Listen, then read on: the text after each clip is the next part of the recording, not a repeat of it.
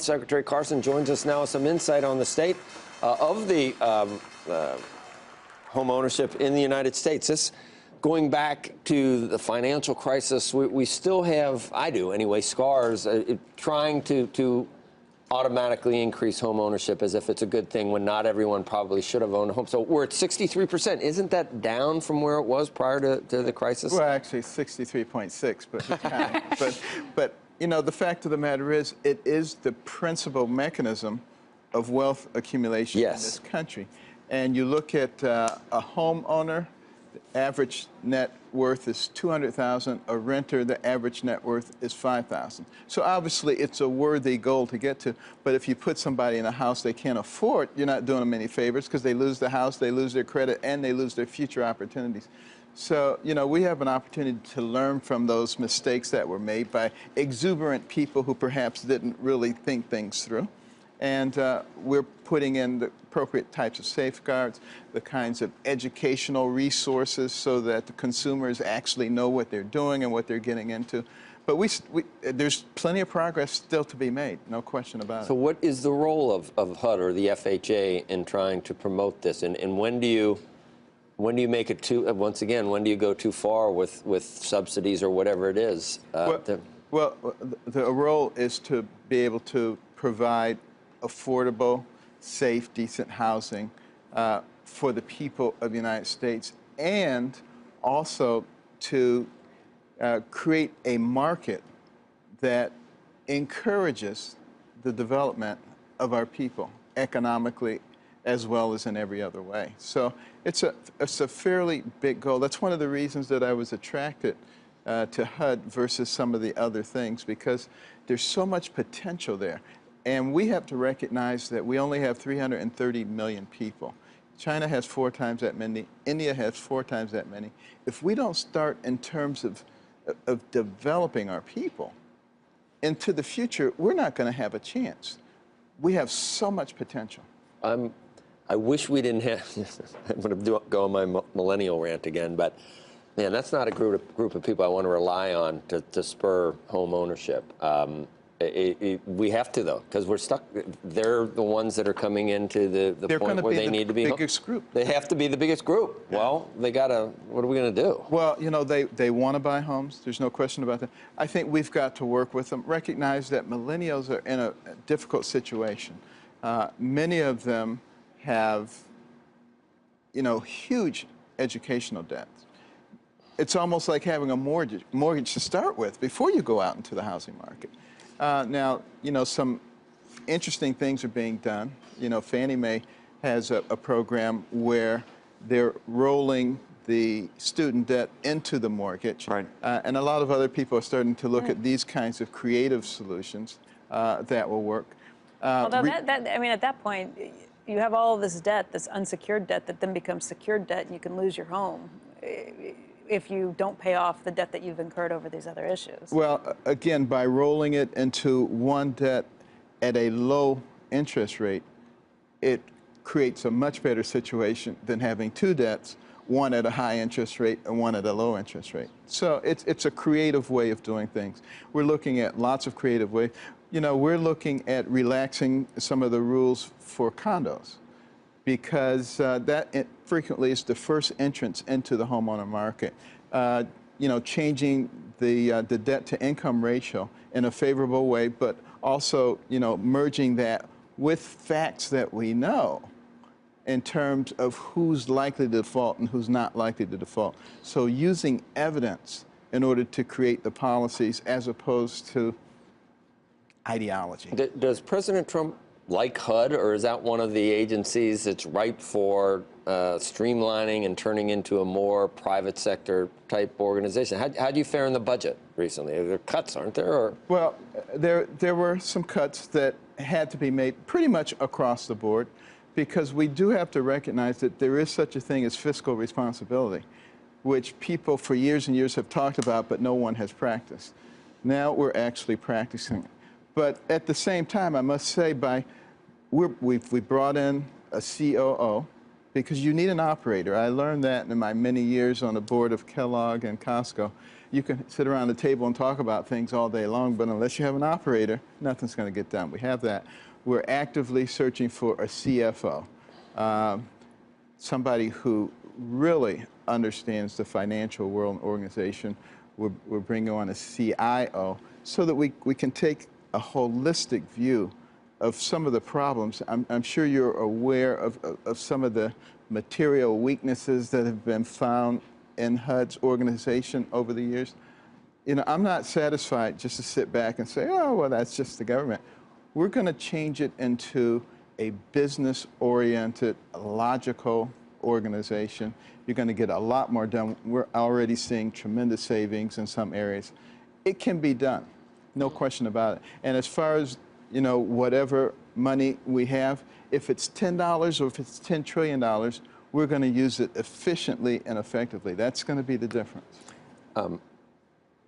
Andrew's long trailer parks now. I mean, what's the thesis that millennials are going to get in over their head? No, it's not millennials. No, there's a thesis among investors right now. Okay, you may have heard about. You got to hear this. Yeah, no, it's scary actually, which is to say that baby boomers haven't saved enough. All of their savings is in their home, and by the time they get into their 70s and their 80s, they're not going to have enough cash.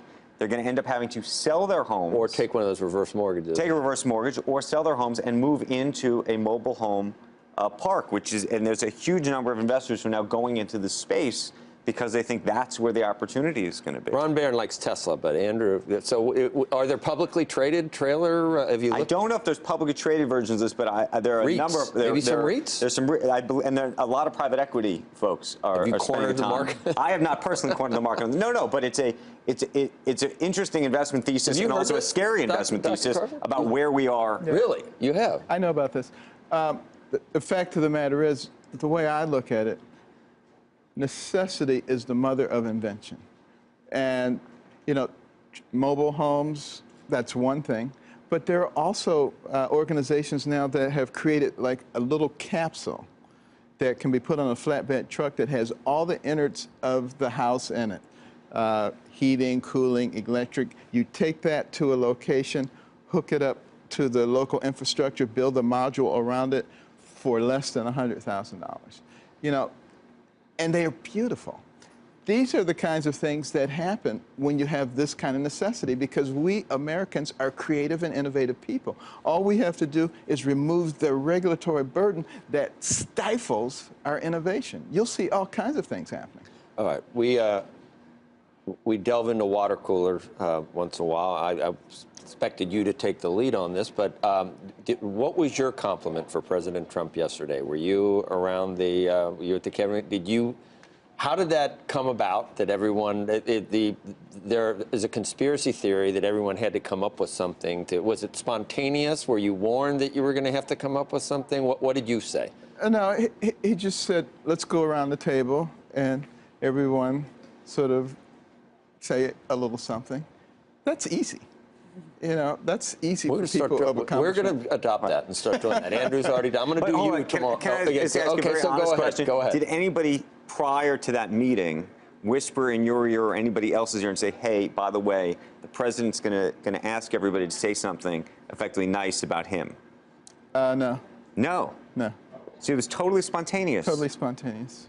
Absolutely. Because you know people, you know, like, I don't know if you saw Schumer was trolling all of this and did his own sort of mock version and had his staff they videotaped it having a meeting where they're all praising him and people are laughing. And isn't it sad that everybody's become so skeptical about everything because they think that everybody does things the way that they would do it? But I mean, people are different. Well, you know, he's minority leader.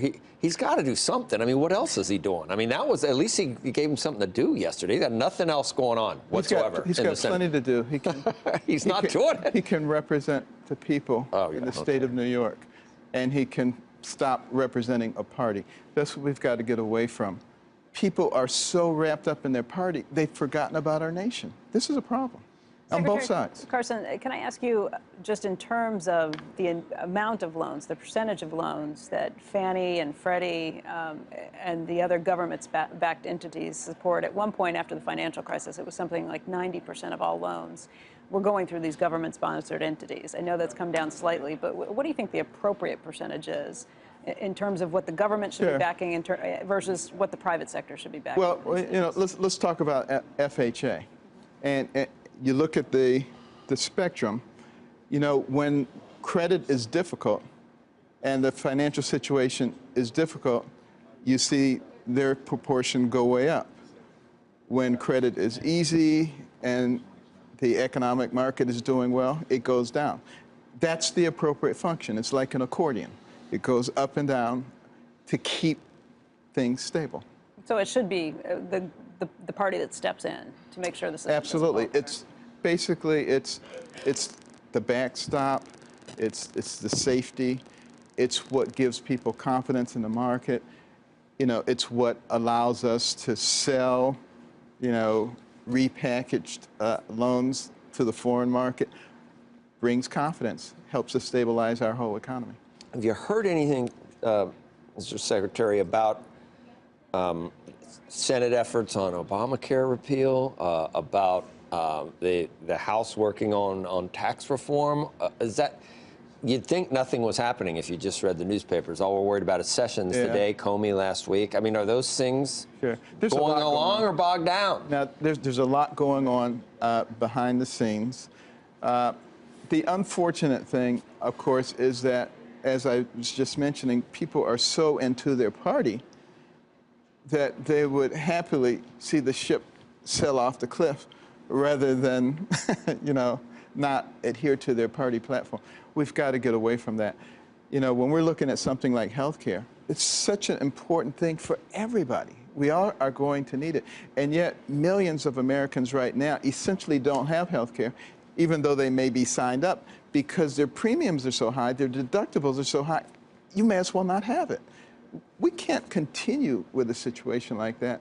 And we have the ability to fix it if we would simply drop the partisanship tough sell. And be willing to work together. Access versus coverage is a tough sell. It's essential that message gets out that you need access. Coverage doesn't mean anything if you can't you can't access the health care. I can guarantee you that it is doable.